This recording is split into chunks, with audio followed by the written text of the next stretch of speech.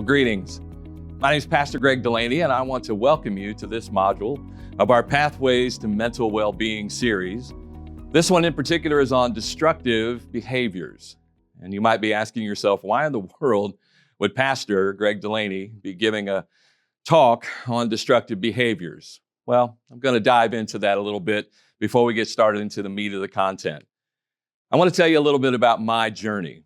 I grew up as a young person in the church. In fact, I was a part of the church before I was part of the planet. There's a wonderful picture of me in my mama's belly singing in the choir at our local church before I even became a person. And so the church and everything about the church was a big part of my life, a big part of my growing up. And there were certain things about being a part of the congregation in Xenia, Ohio, where I grew up, that were clearly taboo. And one of those was the use of alcohol. And for the better part of the early part of my life and all the way into my 20s, there was never a consideration of alcohol having any kind of role or any kind of influence in my life. And yet there was a moment in time, a time in my life where I had something that happened, and what happened was not great. And I was a little down in the dumps, and so I reached out to a friend, and that friend encouraged me to go with him and have a drink.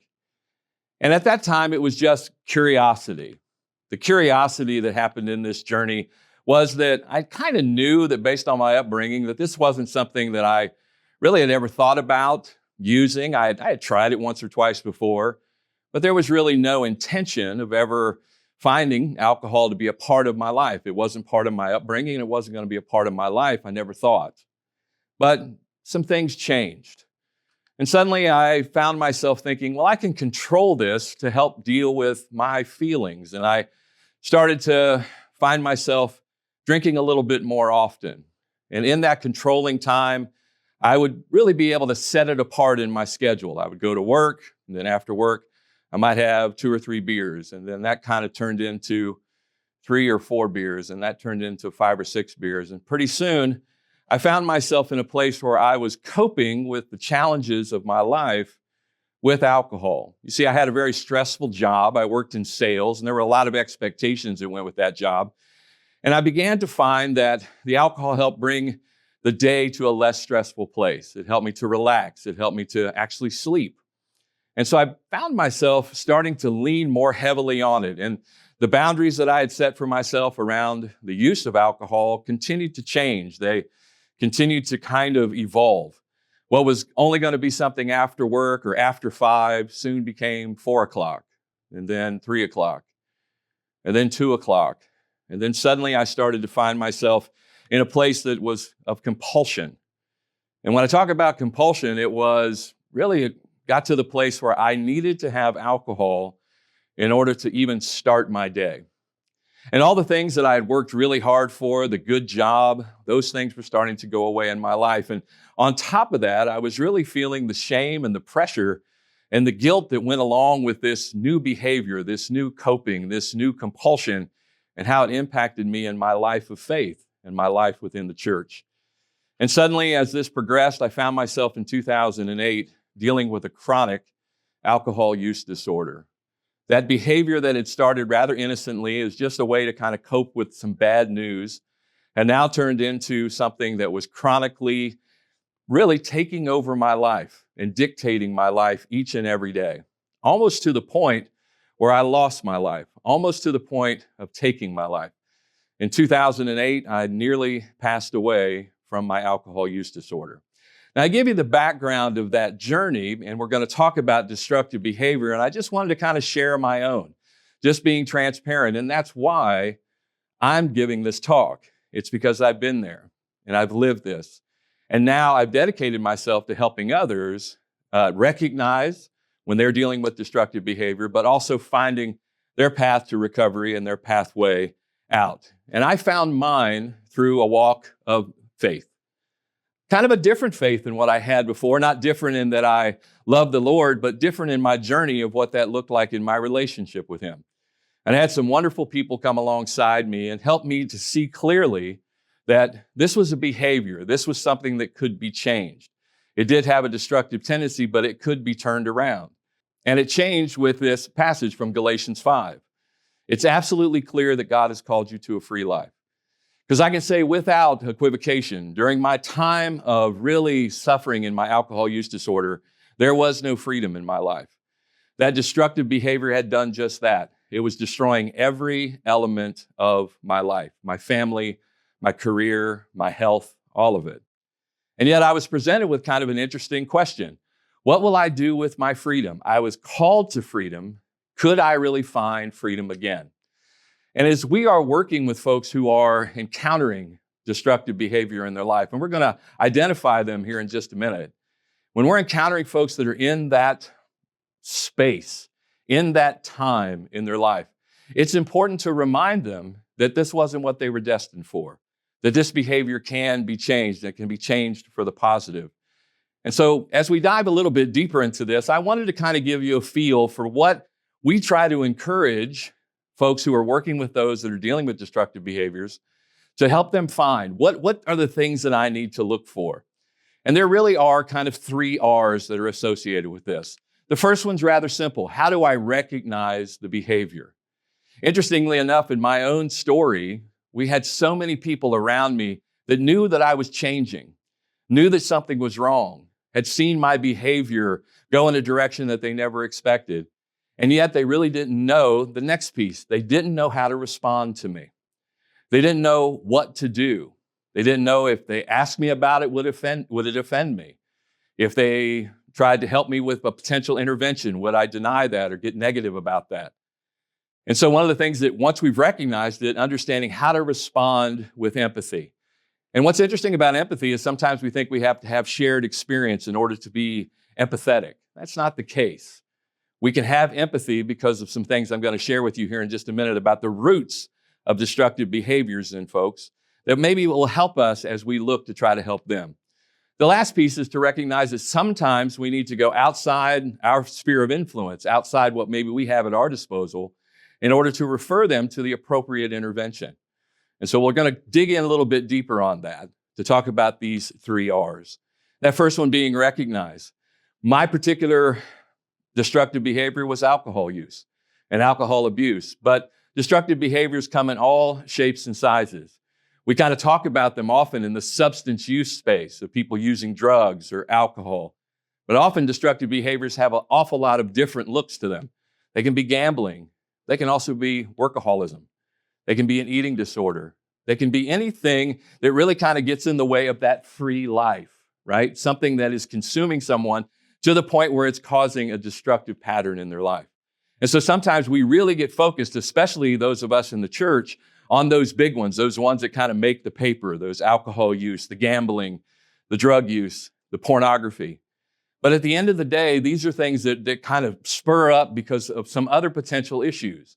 And so in our ability to recognize all of these can really help us to come alongside our brothers and sisters, come alongside those who are put in our sphere of influence to try to help them, see them, recognize them, and then perhaps working through some ways to help them to respond. And so how do we respond? And one of the things that I've learned on this 15-year journey of recovery, especially about my own journey with a destructive behavior, was that I needed to begin to learn what my why behind my whatever was. My whatever was alcohol use. But when I really had a chance in my recovery to take a look and see what was behind that alcohol use, I found some other causes. I found causes in my life like trauma, personal trauma. My trauma was very different than other people I might have been sitting in an Alcoholics Anonymous group with, very different than the people who I was interacting with in my church or in my faith community or even in my ministry as a group. But my trauma was real, and I needed to go back and look at that. Some other things I began to learn about myself, and we learned about these whys behind whatevers, is sometimes they happen in our early upbringing. So we talk about adverse childhood experiences. Now that's for another day and another topic to do a deep dive in that. But often adverse childhood experiences show up as things like abuse and neglect and things being dysfunctional in my home. We've included a little link here that you can copy and paste and click into your browser and take a look. And you can take what we call an adverse childhood experiences quiz. And it's very simple. It's 10 questions, but there's a lot in there that we can't unpack today. But if the takeaway would be, sometimes what happens in our formative years can shape the way that we respond and shape the way that we maybe encounter a destructive behavior. And so, like I said, we'll probably come back and do a deeper dive on that. But one of the things I found out about my addiction that really kind of led me to understand that there was so much more important about the why than the whatever was from a definition from Dr. Gabor Mate, where he kind of talked about addiction, that destructive behavior that I dealt with, as a human being's desperate attempt to solve a problem. The problem of emotional pain, of overwhelming stress, loss of connection, loss of control, a deep discomfort with the self. In short, it's a forlorn attempt to solve the problem of human pain, hence my mantra, the question is not why the addiction, but why the pain. Now, why is that important here in our pathways to mental well-being? Why is that important as we're trying to understand destructive behavior?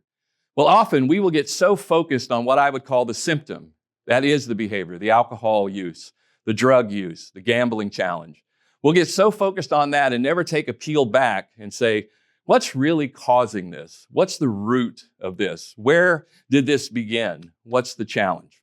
And often we can find the place of pain, and we talked about it with trauma or my upbringing. And one of the things that's helpful as we as faith leaders and others who are watching this today, what we can find out is that is our place of empathy. Because many times we all have had painful experiences in our life. We've all responded to pain in different ways. Sometimes we can give the experience back to someone and show how we responded in a positive way. But we can also find a commiserating space when we've also responded in a way that's been destructive. And in there we can find common ground. And often in there we can find empathy. And often in there we can find a pathway to healing. And so it's crucial that we reemphasize why destructive behaviors manifest. Not so much that what they are, but why they are. And equip ourselves with the practical steps to respond empathetically. And that can happen both from a secular as well as a spiritual perspective. Been happening in both spaces for a long, long time. And so hopefully understanding that response piece, I'll give you just some general ideas about how you can better respond as you're working with or encounter someone or a family member maybe in your life that is dealing with a destructive behavior as we've described. Educate yourself. You're doing that today. Learn about what causes these behaviors to better understand what someone might be going through, to develop that empathic response. The second piece would be listen. Often we listen to respond. We listen to reply. In this particular space, it's super important to pay attentive and non-judgmental listening techniques when somebody opens up about their struggle. Often they're just looking for you to be there for them, not looking for a response, not looking for a fix, but really just looking to say, hey, I'm so glad you trusted me enough to allow me to be here for you, and we'll walk through this together. The last piece is when it's over your skis, it's over your skis. We have a lot of wonderful and amazing resources in our community. Counselors, other mental health professionals, folks that are a part of this entire operation with our Adamus board here in Montgomery County, for example. We have lots of places where we can find professional help. And so when it gets beyond you, don't feel like you're a failure for reaching out to professional help. That's why they're there. The other thing that we can do is we can cultivate compassion. Develop a compassionate heart that really does seek to empathize with those caught in destructive behaviors. Pray for a heart that mirrors. It mirrors Christ's love and his patience. The other pieces that we can do is offer support and prayer as leaders in faith. Be a source of encouragement. Often just the words, I will pray for you, can be such a powerful and helpful phrase that someone might need in a very important moment in that time of destruction. It was super important to me. I had a pastor actually come and visit me in the hospital, a pastor that I didn't have any history with. And all he did was sit down and cast vision for the future for me with encouragement and prayer. And that helped lead me to recovery and away from that destructive behavior. The last piece is clearly, there's so much wisdom in the Bible that we can share with someone. Just some of those ideas from the Bible are things like, I can do all things through Christ who strengthens me. We can lean into that the righteous cry out and the Lord hears them. There's such comfort and peace in that. And what does he do? He delivers them from their troubles. We can lean into saying, so don't fear, I'm with you. Don't be dismayed, for I am your God. I'll strengthen you and help you and uphold you with my righteous right hand. And I really like this one from 2 Corinthians 12. He said, my grace is sufficient, for my power is made perfect in weakness. I can say from my personal experience that when I was at the absolute zenith in my addiction, that I felt so weak. I felt so powerless to what was absolutely destroying me.